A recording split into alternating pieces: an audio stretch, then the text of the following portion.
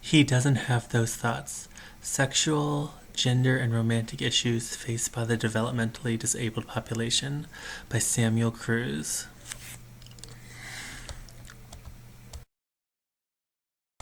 Individuals with developmental disabilities have a struggle to maintain their autonomy as their caretakers struggle to keep them safe. Individuals with DD should be able to engage in sexual behavior as a simple matter of respect to their individual autonomy. The individual should be able to engage in sexual behavior as part of being an individual, as part of having their own rights as a human being. Unfortunately, individuals with developmental disabilities often lack the opportunities that people without such disabilities have to naturally learn about appropriate sexual behavior.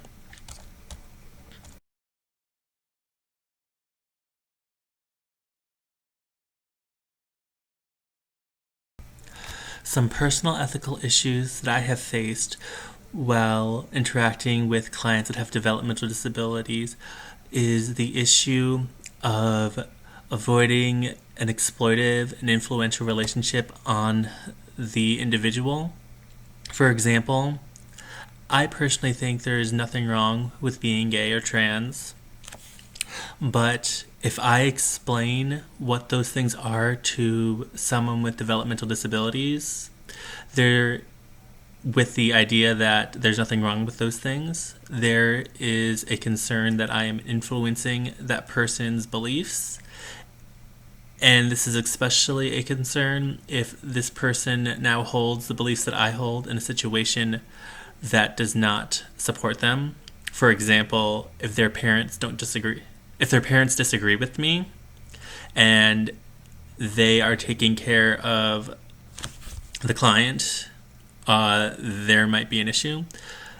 Another issue that I experience is making sure I am competent enough to explain something effectively and to take into consideration how the information I give someone may be used. For example, I have been asked questions by clients on such things as what is a furry. Now, I have a rough idea of what a furry is, but if I were to explain what that is, I need to also make sure this person does not now think it's appropriate to go and pretend to be a wolf in public, and also make sure I'm not creating a situation where they would now try to look up what furries are online.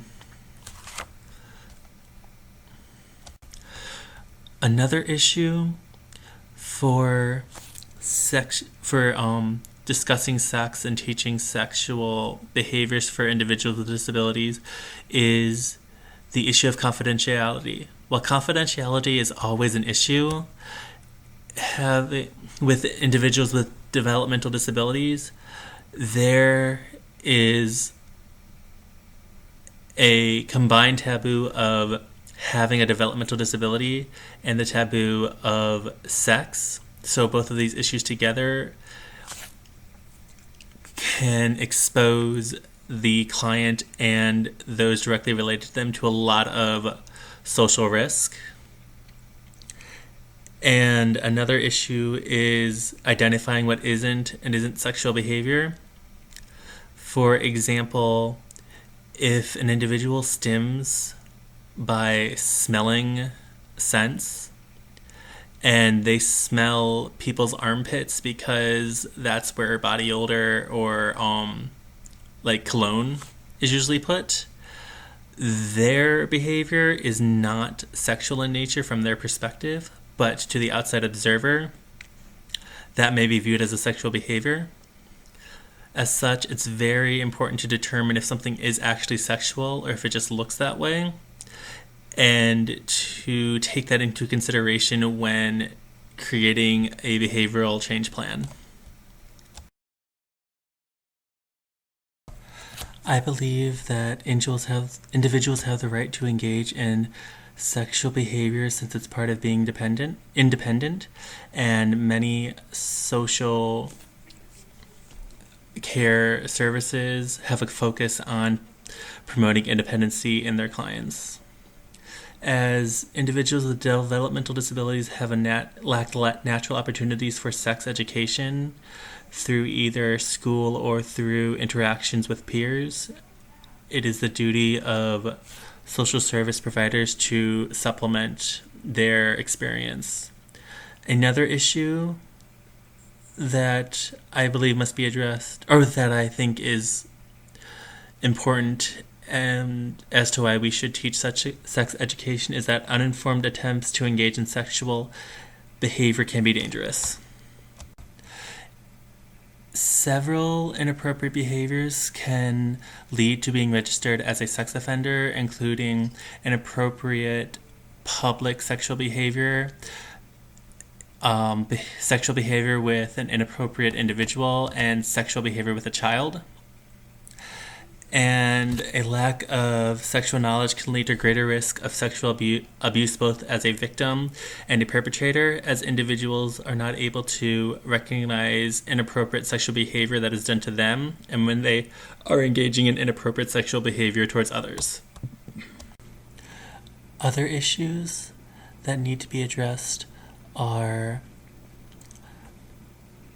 gender and sexual diversity in the developmental disabled community, as Mogai individuals definitely do exist, as indicated by a survey by Bernard, Zhang, and Zucker in 2010. And hygiene issues are also to be noted, as studies have indicated higher rates of menstruation care problems in women and higher rates of testicular cancer in men. There are no national laws for sex education, and many states do not have any formal laws that mandate sex education. So it is mostly up to the school to determine whether or not to teach sex education, how to teach sex education, and who gets taught sex education. A study by Bernard Brack et al. Found that sex education is very unlikely for individuals with moderate to profound developmental disability, with less than 20% of individuals receiving sex education. The study also found that two very strong factors that contribute to whether a student receives sexual education is based on the teacher's opinion of whether it would be useful for such individuals and expressive language. The flaws in this come from the fact that very few teachers view students with moderate to profound developmental disabilities as needing sex education, and expressive language is simply the ability to express your wants and needs. So while a child may desire to learn and engage in sexual behavior, if they are unable to express this, they are unlikely to be educated in the topic.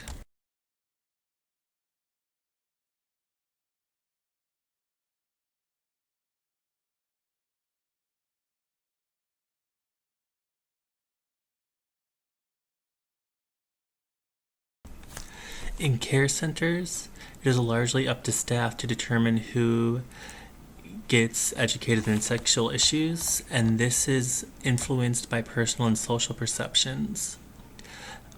Many studies have found that perceptions of developmentally disabled individuals are viewed as either sexually innocent, most often with women, or sexually deviant, most often with men.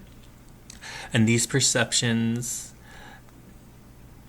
affect whether or not they decide to teach sexual education. Some BACB guidelines that help behavior analysts stay ethical when dealing with sexual issues are the guideline 101, dealing with reliance on scientific knowledge, as it prevents one from being swayed by personal and social opinion, and it helps to decrease the negative perception of sex by focusing on empirical knowledge and and not contributing to negative perceptions while providing evidence of positive perceptions of sexual behavior. Guideline 102 focuses on boundaries of competence, and this helps to keep the information one gives empirical and minimizes harm, as you are only providing information that you are competent to deliver, which decreases the risks from misinformation with clients. Guideline 107 deals with exploitative relationships, and the way that this helps behavior analysts is twofold. First, it minimizes harm in a relationship that is very likely to have risk of